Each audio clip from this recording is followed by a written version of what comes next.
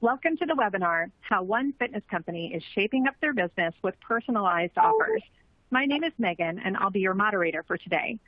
Before we get started, I have a few housekeeping items to share with you. At the bottom of your screen are multiple application widgets you can use. All the widgets are resizable and movable, so feel free to move them around to get the most out of your desktop space. Please note the slides will advance automatically throughout the presentation. To enlarge the slides, click the Enlarge Slides button located in the top right-hand corner of your presentation window. We encourage you to submit questions at any time throughout the presentation using the Q&A widget. We'll try to answer these during the webcast, but if a fuller answer is needed or we run out of time, it will be answered later via email. Please know we do capture all questions. Finally, following the presentation, you'll be able to access the on-demand recording of the webinar using the same link from today's live event. So let's get to it. Please help me welcome our two experts today.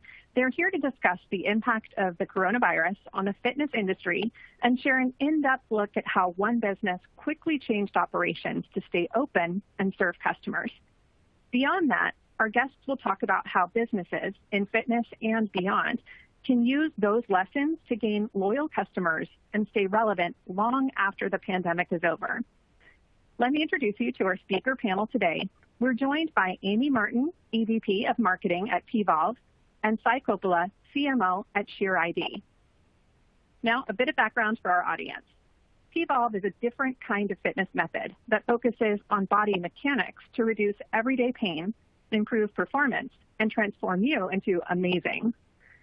SheerID is an identity marketing platform that helps brands identify and acquire consumer tribes like the military, students, and teachers with gated, personalized offers.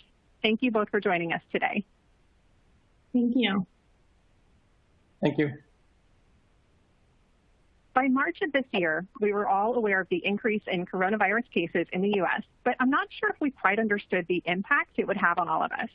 Many businesses quickly transitioned to having employees work from home as restaurants, resorts, stores, and theaters were shut down.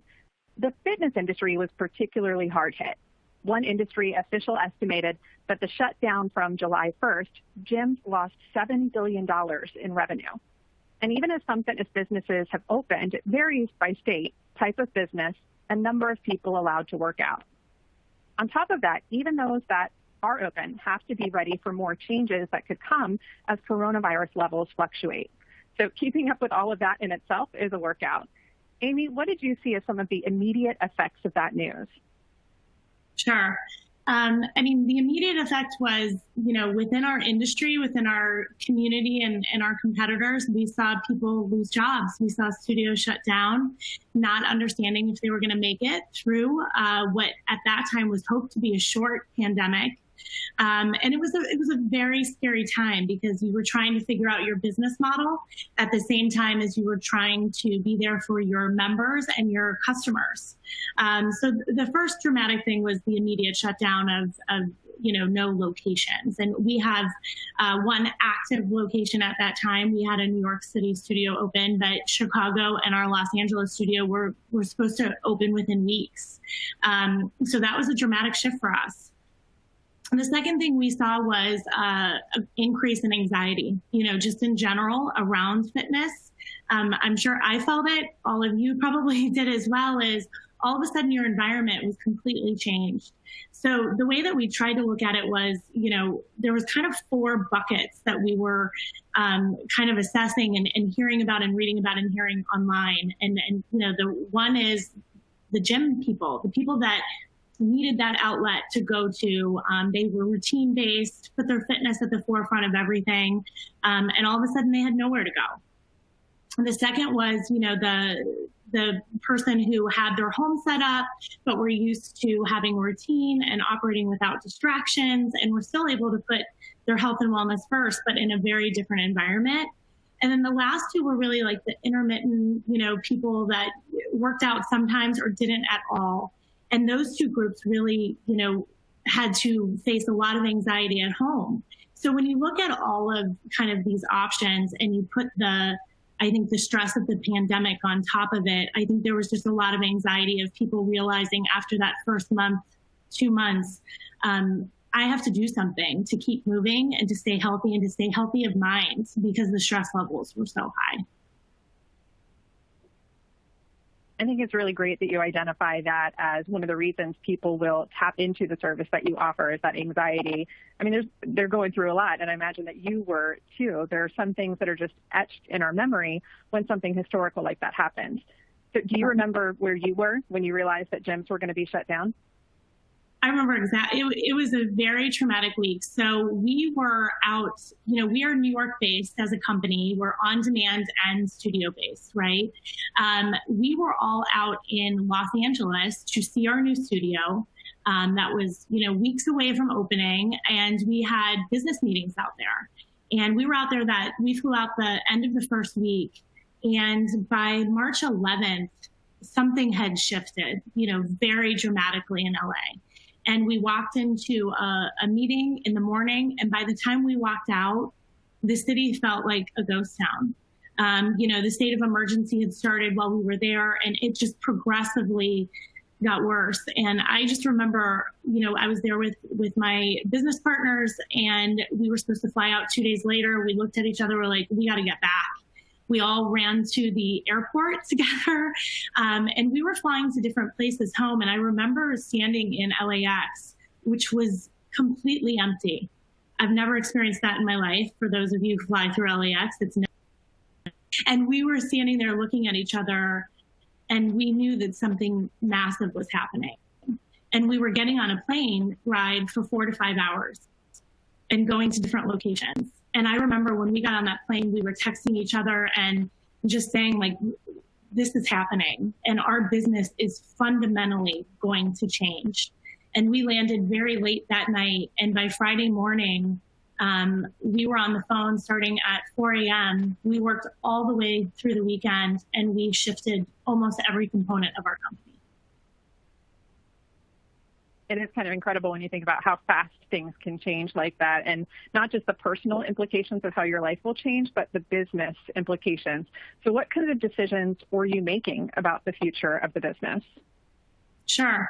So, it's in moments like that that you have to look around and realize how lucky and fortunate, at least for me, I was that I had a team like I did. Because first and foremost, it was, are our teams okay?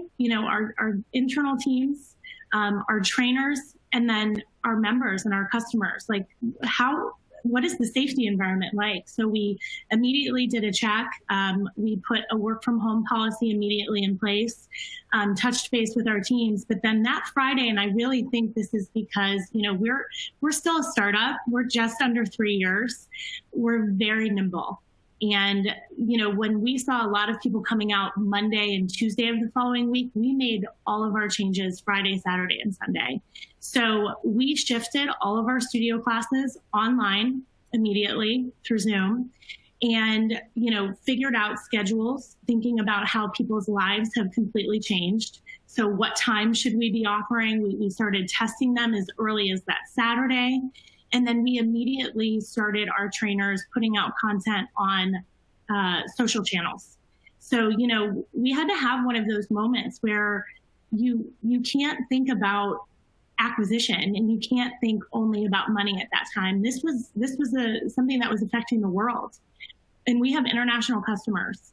And we said, you know what, we're not going to have barriers to fitness and to health and to wellness at this point. We're going to put out free content. And we're going to double the amount of content we're putting out on our channels for our paying customers. We're going to just be there and show up in a way that is the right thing to do as a business. So we immediately sent equipment to our trainers, to their homes. We sent lights and cameras and just said, this is the time to be authentic. Everyone's in the same position. This is not about production quality. This is about helping people move and stay healthy during a very difficult time. We also rehauled almost our complete website at that time, and made a lot of quick, in-the-moment decisions, I think, that helped us be there for our customers in a real way. So it sounds like that was some great early adaptation by you guys. What other changes did you implement? Sure. So that following Monday, we were supposed to be kicking off a huge campaign that was focused on getting your body back back and ready for the upcoming warmer months. We immediately nixed that. We had put a ton of dollars behind it, but we knew that that was completely tone deaf at that time. And we took a step back and said, okay, who are the affected communities right now that deserve our support? And how can we help them? And first and foremost, we knew kind of teachers, students, parents, and obviously our frontline healthcare workers. Those were, people putting their lives at risk every single day, working around the clock, and parents dealing with insane different schedules, and students, life turned on their heads. So we really focused our time there. We changed our 14-day free trial with credit card. We made a business decision to turn that into a 30-day free trial, no credit card required. We wanted to take those barriers out and those pain points for people that were struggling to find a new normal. So we made a lot of those decisions to focus on the segments that were really affected, probably really struggling, and then also taking out the barriers to being able to move and to figure out a wellness plan that will keep people as healthy as possible during a time like this. So it sounds like you really took the time to read the room and figure out what they needed from you. And I think that that's great. But once you made those decisions, how did you market? How did you get the word out on the offerings? And because you were financially impacted by the closings, how did you manage your marketing budget? It's a great question. So from a marketing standpoint, we actually put out a press release over the wire announcing that we had a 30-day trial, no credit card.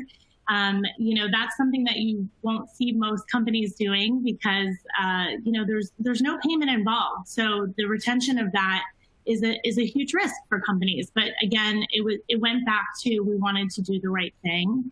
So we pushed that out. We were very aggressive getting out to the media outlets, trying to make sure that everybody knew that, very aggressive on our organic channels, as well as we shifted our paid acquisition channel strategy. So, we pushed a lot originally towards our kits, which is a combination of our streaming and our equipment, to really give people the full experience of our methodology. And we pulled back on that and really just focused on letting people know that there's content out there, on our platforms, on our social channels free, and really just encouraged people to keep moving. So that was, one of the biggest standpoints we made. We pulled back on a lot of our budgeting that way, stopped looking at conversion-based campaigns, and really focused on pushing out free content and reaching the communities where we could. So, Amy, one thing that you do that's quite interesting is offering personalized offers to specific consumer groups or tribes like medical workers, teachers, and military. How are they different from other audiences, and why do brands want to give back or serve these specific tribes or segments? Yeah, first and foremost, it's about your company's values, right? It has to start with who you are as a company, what you stand for as a brand. And for us, what has always been immensely important is that we help people move. We help people move through life to stay healthy, to stay focused on living their best life. We're a functional fitness company. It's everything we do helps you kind of walk and live your life better, hopefully every day. And so for us, when we were thinking about these tribes, we had to ask the business decisions of, do we really want to offer these discounted services? And hands down, absolutely yes. That's who we are at our core. And I think, companies really have to align their marketing strategies, whether it's, through segmentation tools like this, they have to align it with their values. So if your values aren't clear, this is going to be a very difficult decision for a company. But for us, it's not. These people are frontline workers, putting their lives on the line for us, for their communities. And this was our give back. And it really wasn't ever questioned. For us, it's always been about, is the offer right? Are we reaching people where they are? Constantly testing, and making sure that we're watching the data. But the actual initial discussion of whether or not we should do this was never a question. That was always a must. It aligns with who we are. So really for us, it's about finding that right value for, these customers, being there when and where they need us, and then following them through the journey and making sure that we're producing content, that they're using that is valuable to them. And because we have partners like ShareID, we can see that data, and we can make better decisions based on that. No, this is the good thing about working with authentic and innovative brands like P.volve is, we have seen other brands in a broader industry like North Face or Vineyard Wines do the same thing in the sense what's the right thing to do from a brand perspective. And we've seen a lot of brands do this where during this crisis, they want to do something beyond just a corporate social responsibility initiative. They want to do something for the frontline workers. And it's the right thing to do from a society perspective, but also it's a great thing to do from a business perspective too. Absolutely. Awesome. Thank you both. And I actually think that this is a great transition point because our understanding, like you touched on, Amy, is that you were able to target those groups because you were able to identify what was valuable to them. And you did that through identity marketing. So, Sai, this is where I'd love to bring you into this part of the conversation. Can you explain what identity marketing is and how it works? Yeah, before I jump into that, just to understand where the state of marketing today is, right? We are bombarding consumers with 5,000 plus messages a day. That's what they're receiving. So the biggest challenge for marketers is, okay, how do I get the attention of the consumer? Especially in these times when, there are bigger life decisions, they're trying to be safe, keep their jobs, taking care of kids at home. So how do you cut through, a lot of the marketing noise that's out there? So what we have found is with some of the really good brands like P.volve have done is if you can have a messaging that resonates with who you are, which celebrates your identity. In this case, I am a nurse or I am a teacher. When you use that, what we are seeing is a significant response back from that consumer. What's fascinating is, one example, we did a recent survey, we found that teachers identify themselves first as teachers, then as a mom, which kind of surprised me. So there are a lot of tightly knit social communities like these where there's an automatic strong word of mouth.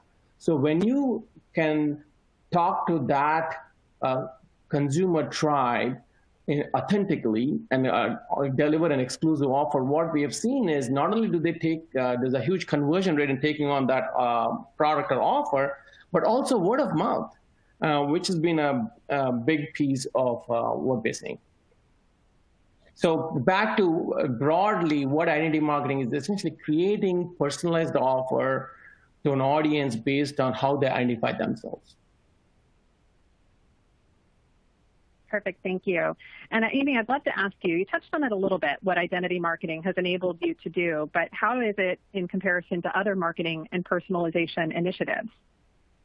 No, it's great. And Sai did such a great job of explaining that, what identity marketing allows us to do is be very audience specific, right? So as a brand, you have your messaging and you understand what your platforms are, but to dig deep into segmentation and to speak to individual segments like that is something that is a gift, right? That's data. And we've always been a data forward, data thinking company from the get-go, right? If you're not watching how your customers are behaving on your site, if you're not seeing from our standpoint, what videos they're watching, how many minutes they're getting through before they're pausing, which workouts they're using with which pieces of equipment, how many times they're opening our emails, if they've opted in for text messaging, all of that is incredibly important to market correctly and efficiently with the dollars you have. And what identity marketing allows us to do is, take the kind of corporate values that we have we want to work with, an audience that we feel we want to give back, but also not just blanket it and say we want to give back. We want to retain these customers as well. They're still customers. They're still a part of our ecosystem. They're incredibly important to us. So we're able to market very specifically to them, And luckily, ShareID does all the validation, which is, a huge concern for companies like us. You have no idea if you're truly marketing to a teacher or truly marketing to a healthcare hero. For a lean marketing team, there's no way we can handle anything like that internally. So, making sure that your audiences are validated, being able to customize that message and customize your offerings based on behavioral, indicators that are happening. And for us, we use email marketing is huge for these segments. We can speak to them differently. We can offer them different offerings. We can A/B test how they're responding and making sure that we're putting our best foot forward for this customer base and that we're retaining them. Because, at the end of the day, you pay for each customer on your platform as a company. So we want to retain them. We're giving them a lot. We want to make sure they stay in our ecosystem and they're getting every ounce of value out of, our methodology as possible. So the offerings then that you're providing, that you're making available, are they evergreen or are they one-off? And how would a marketer make a decision on that? Yeah, for us, they're evergreen. Again, because it's more simple for us because it completely aligns with our values. I'm sure that there are companies that do identity marketing based on opportunity, but for us, it's 100% value-based. So our offerings are evergreen. Now, of course, we stay nimble based on what data is telling us, right? So, when we first started kicking off with ShareID and up until recently, our offerings were, a little bit different for each segment. So health heroes versus teachers versus, what you get off of our streaming versus what you get off of our equipment. And what we decided is we're making it too difficult. Let's just do a base percentage off. And it's percentage off for our streaming and it's percentage off for our equipment. And let's make this very simple. And that's a little bit of what the data was telling us, that we were getting some indicators that maybe they were a little confused because there's different percentages off, streaming versus product. And we're like, let's take away the confusion. Let's make this simple for our customers. Let's offer a base percentage off of both. And let's make it as easy as possible for people to move. I think that's amazing and probably very fulfilling as well. So how do you promote these types of offers? Yeah, very heavily through email marketing. It's, again, the easiest way to kind of customize your message and to get out often. And, you can see by their open rates and their click-through rates and their engagement rates, whether or not the cadence is right with them. So we watch that very clearly.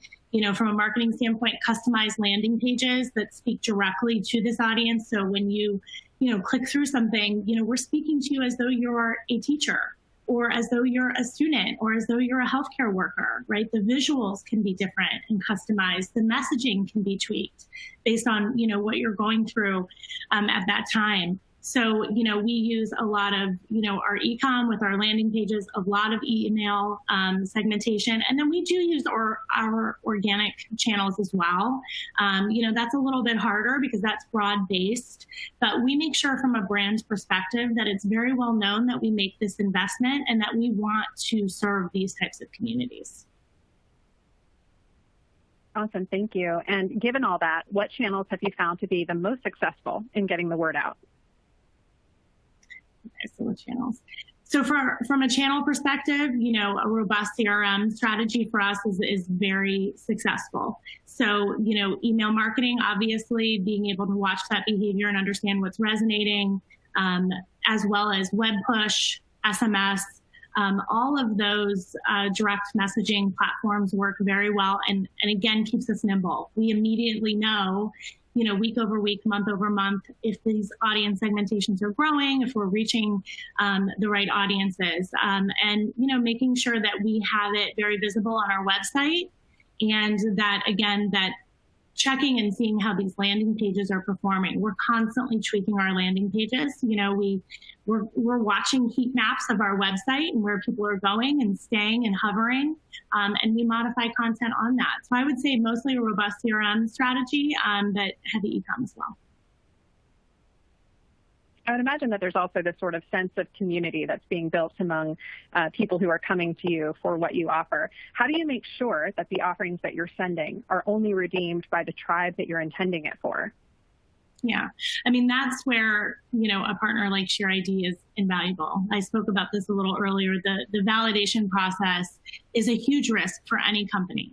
If you're offering a deep discount or promotion to an audience segmentation and you have no idea how it's being redeemed, you're putting your entire company at risk. So for us, the validation process is one of the biggest components of working with the ShareID. Making sure that everything's above board. They're great partners. We're constantly discussing ways to make what we're doing with the segmentation more successful. So they're real partners to us that way, that they understand the data that they're seeing as well. And having those conversations of what we're seeing throughout industry and communities, and really just making sure we're as nimble as possible. Adding to what Amy said, the big advantage for a marketer is, marketers understand that, hey, if I can target a specific audience, I'm happy to provide a compelling offer. But how do I protect that offer and not cannibalize my rest of my revenue, right? And what has happened is, we look at across the entire network of all our customers, giving let's say giving a student email to get a discount is not considered, it's considered like a white lie. It's not even considered fraud. And that's a big challenge we are seeing across the network. If you don't protect your offers, you're seeing about 35% or more of fraud, right? So that's where it's critical to have something in place that ensures you fence the offer to the intended audience. And that's where, and at the same time, we have to make sure it's as frictionless and in brand as possible, because at the end of the day, you want to convert this customer. So that's where we constantly thrive on working with brands like P.volve, and how can we simplify the experience and make the experience more engaging so the intended audience converts. Absolutely. I think you bring up a great point there. Thank you. And as we're talking about these communities of people who are taking advantage of what you're offering, how are we creating these communities? Sai, could you talk about that and also how we're marketing to them?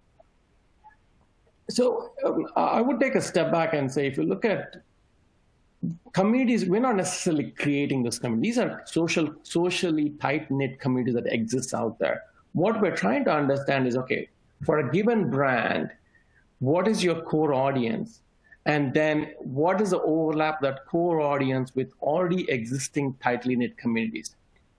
For example, in the case of P.volve, it's a particular demographic, let's say it's women, particular age group that aligns well with teachers or nurses or military spouses. So what you're trying to understand is, okay, here's my target audience as a brand. So therefore, and my mission and purpose, so how can I align with existing tightly knit social communities out there? That's kind of the first step in an identity marketing playbook we're seeing. Now, once you define the communities that are relevant for you, then the next question is, okay, what is the offer I need to create that is specific for this community? Now, we talked about a discount, but it doesn't always have to be a discount. It can be an early access or an exclusive product or incentives on top.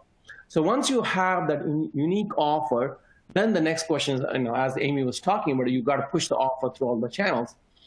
In many cases, these communities are where the rest of the population lives. There's not one specific place you will find them. So what we have found is, generally, what seems to work is whatever channels work for you as a business, use those channels. And the key thing is, if the offer is really compelling and if it resonates with the audience, you will see it actually convert well. And also, we've seen quite a bit of traction just through organic channels. The reason part of that is, the offer is compelling, it resonates, it goes viral in that community, and therefore you get much better organic traffic. So that's where the reach piece of it. The last, of course, is the verification, right? Once they land on your landing site, while they're signing up for your account, based on the data they've already given you, you can instantly verify leveraging technology like ours to instantly verify if this person, is eligible for the offer and give them the offer. And of course, I want to be clear, not everyone who signs up or verifies may become a customer, but now you have information about them. You know this person, their name, that they're a teacher, and now you have an email, you can reach them. So that helps you then to have a targeted email approach going forward also in terms of engaging them. Awesome, thank you. And Amy, how does this work in the omnichannel environment? Yeah, so I think, everything Sai said was right on point. And I think for us, again, we had to really take a step back. And I love what Sai said, because I think people do forget it, that it's not always a straight promotional offer, right? So when we had to look at what we were offering across channels, we wanted to offer that, it's that exclusive feel, right? That you are being cared for and thought about in a real way. And so when you take a step back, you have to think about what that means from a message, from an organic standpoint. It means that we're standing behind community heroes. We're standing behind people that are making the world better in a time like this. And that's the message, because it's not just finding its way to teachers, but finding its way to people that know teachers and that know students and know healthcare workers and can reach out to them and to push this offer with them and say, hey, there's a great opportunity here for you. But across all of our channels, it's a constant thing for us, because we are multi-vertical, right? So we are a streaming platform. We offer physical equipment and studios. And so we have to really think about how we are using this throughout our business. The one, area that we still haven't been able to connect from a platform standpoint is inside our studios. Now, we only have one open studio right now because of the pandemic, which is Chicago. But that's what we're focused on right now, is how do we bring this fully omni-channel and offer it physically in our studios. So if you walk in and you're a healthcare worker, or you're a teacher, or you're a student, or an affected community member, that you are feeling that exclusivity, and we're able to work with you in a very customized way. So that's constantly on our mind, is how to bring it through every part of our business.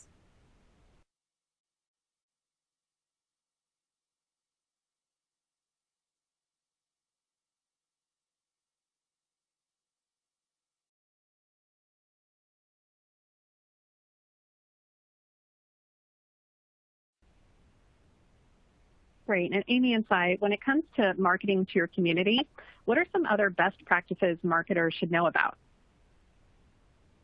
Oh, that's a great question. You want me to start, Sai, or you want to go?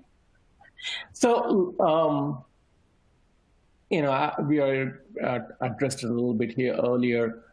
First of all, you need to, what's your brand purpose and who is your target audience? And then you can determine what is the right communities you want to leverage, because then it comes across as authentic, right? The second one is, we have seen many cases where a brand would say, yeah, I want to acquire customers from this community, and give an offer, but it's not compelling enough. It feels like just lip service. And those ones we have seen fail miserably. So it's very important, once you define, once you have a good understanding of, okay, this is the audience I want to go after, therefore this is the consumer tribe I want to really support. It's not just about an offer. What else are you doing from a company perspective to support that community? Then it comes across a lot more authentic. You see a lot better word of mouth within that community, and much better, longer term relationship with members of that community. Yeah, and I would, build off of that. When you think about marketing in general and marketing at a time like this, there's a couple key components that we've stayed focused on as values. And one is better is better, right? So when something like this hits, you can't continue to operate at the level that you were before. And so when you think about us, we're content focused, right? We create fitness content that hopefully makes you move and changes your life. Well, if we only stayed in that silo where we would only do content that was amazingly perfect out of a production studio, we would not be here today. Our production studio and our physical studios were shut down due to the pandemic. So, we decided content at its core is more important than perfectly designed production-focused content. So we took this better is better approach. Our website, we shifted it in 48 hours. There were glitches, there were mistakes, there were tweaks that still needed to be made. And if we operated on this kind of high level of everything has to be perfect, you lose the nimbleness of really being able to connect with your customers and put them first. And that's really number two, which is, the customers have to be at the center of everything you're doing. There's so much competition out there right now. New companies are entering the market every single day, especially in fitness. Anyone can become a fitness instructor with an iPhone right now and have people work out. You have to put your customer at the center of every decision you make. Is this going to make their lives better? Is this going to make, this process for them easier? What is this journey like for them? The way that we say it within our company is you have to constantly be the customer. That's it. You have to have the customer hat on. We go on our website every day, buy things, go through our email journeys, and just constantly are coming back being like, this doesn't feel right. This doesn't feel great. Let's tweak that. So those are the, most important things that we've always kind of focused on is take those small wins, better is better. And at the heart of everything, always put your customer in the center and be that customer every day and understand what they're feeling when they're interacting with your company, with your product, with your methodology, and with your brands. I love what Amy said. And to add on to that, I would say, as a marketer who's listening to this, one of the things to keep in mind is have that growth mindset or, willing to experiment, right? If this is of something of interest, just do one campaign. You can literally run a 5-day campaign and see, is this something that's going to work for your brand and for your company? And then you can learn a lot, get a lot of data out of it, then to decide what is your strategy from identity marketing perspective. And that's what I highly encourage marketers to look at. Yeah, and I'll give an example of that. So, when our production facility and everything else shut down, just like everybody else, we couldn't create not only new content and fitness workouts to put out on our platform, but we also couldn't, do photo shoots or video shoots that, was much needed for content for email marketing, for our website, for social and organic, for all of that. And so we had to quickly shift and we had to use user-generated content. And that's what we did. We immediately were like, we have the best customer base in the world. Our community is amazing.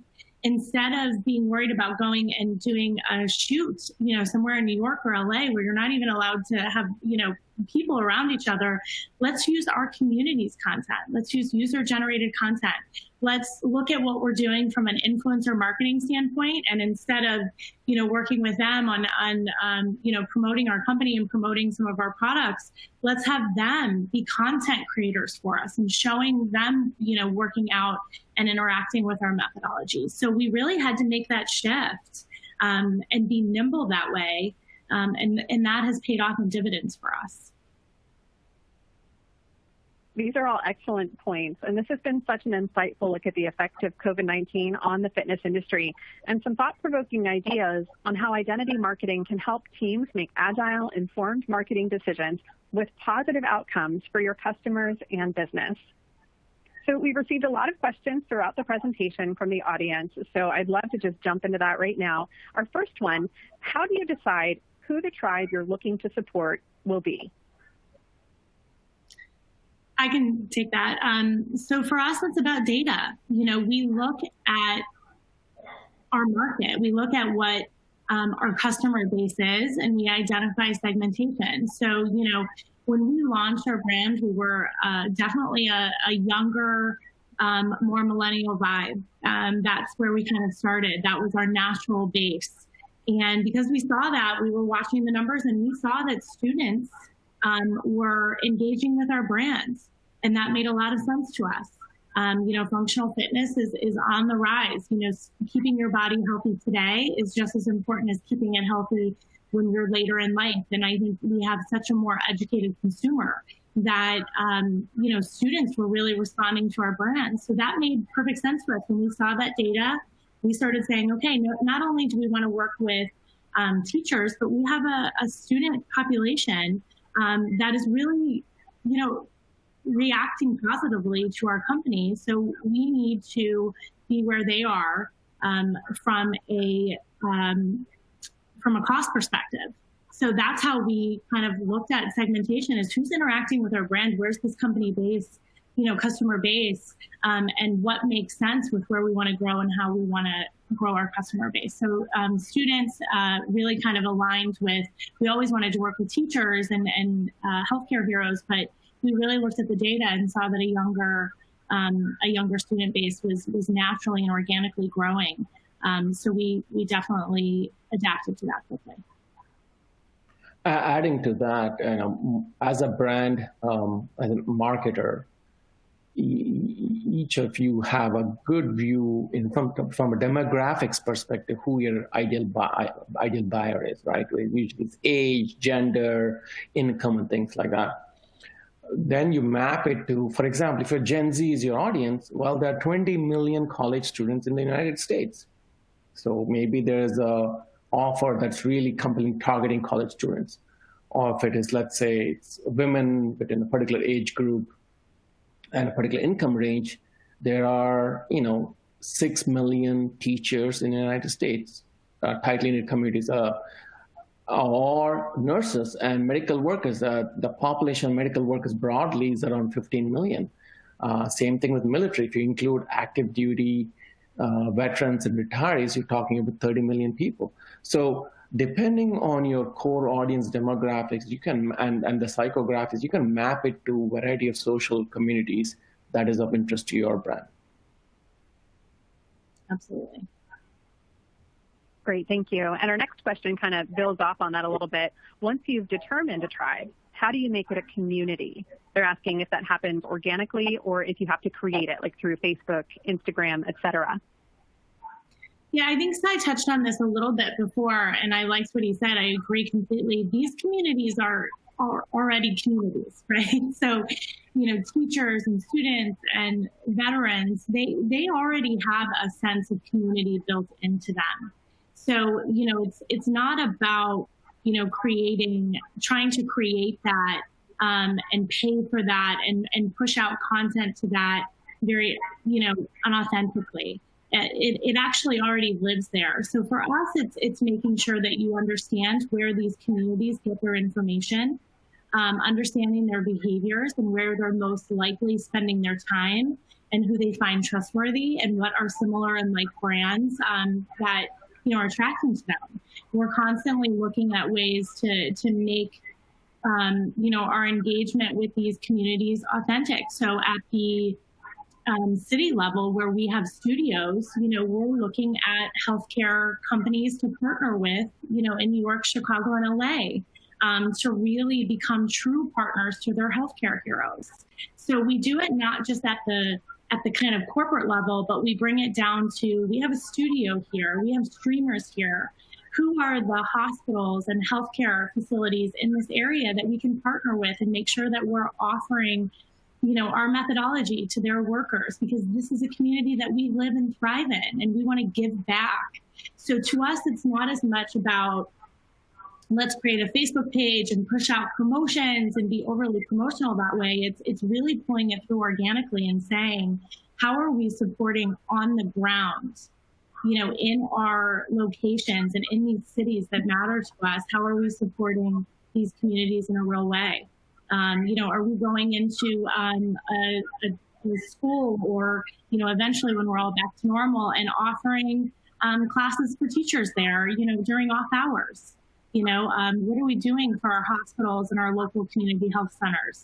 That speaks volumes, and that's that authentic connection that I think really drives retention and a true connection to our community. I completely agree with Amy in terms of the communities being out there.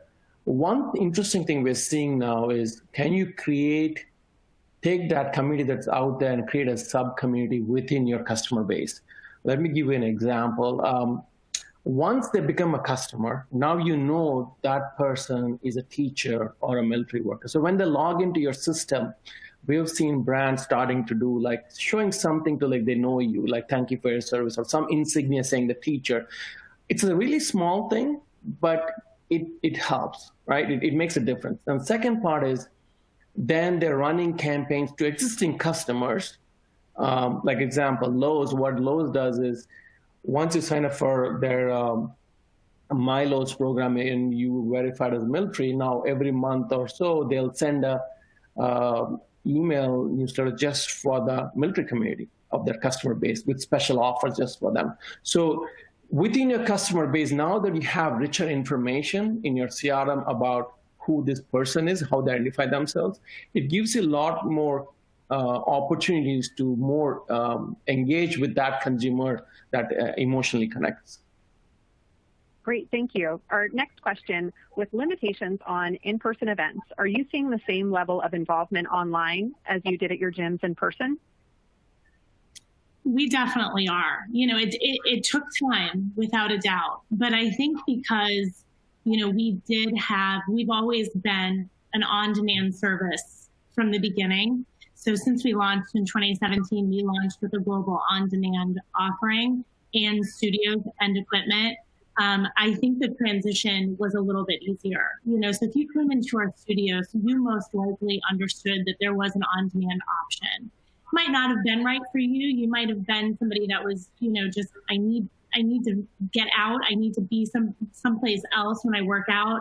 I want to have my girlfriends with me. I want to have accountability partners. But you know, most of our customer base knew that we had an on-demand offer. So we did see that shift. But you know, what we had the discussion about is it's not just enough to say, hey, you are a studio goer, just do our on-demand workouts. We understood that that was a different psyche of customer. And that's when we switched to virtual classes, right? It's still let you have that interaction with the trainer. They can see you, they can call you out, they can wish you a happy birthday. You can invite a friend to work out with you. Even you might be in two different living rooms or two different homes, but you're experiencing that together and allowing them to be accountability partners as well. You know, allowing our customer base to request different types of classes with different types of trainers. So that was really important for us. And we continue to this day to see, you know, week over week growth in our virtual classes. Our on-demand continues, you know, to scale, which is amazing, but really making that shift from in-studio to virtual classes has been a game changer for us. And we believe that will never go away. Now that we've seen it and we've seen how people react to it and want that flexibility, we're going to shift our business model for that to be, you know, in play moving forward, no matter what is going on in the world. Great, thank you. Our next question, how do you see P.volve using identity marketing in other initiatives beyond what we're going through this year? Yeah, I mean, the biggest component for us that I mentioned a little bit earlier is really in studio. You know, we want that omni-channel approach that we're going to pull it through authentically throughout our whole company. So that's what we have to work with Cheer ID on, you know, and that's what we've been talking about is by the end of this year, if you are an on-demand customer, if you have bought our equipment, our physical equipment to use in your home, or if you walk into a studio or you're taking a virtual class, you are, you know, spoken to, and there's individualized segmenting marketing to you based on, you know, who you are. And so that's something that's super important to us, that omni-channel approach. So it's the studio activation that we're heavily focused on right now. Awesome, thank you. These have been great questions. Thank you, Amy and Sai, for that informative discussion. We also want to thank you, our audience, for joining today's conversation. As a reminder, this webinar will be available on demand. You will receive an email with a link for continued access. Have a great day, everyone.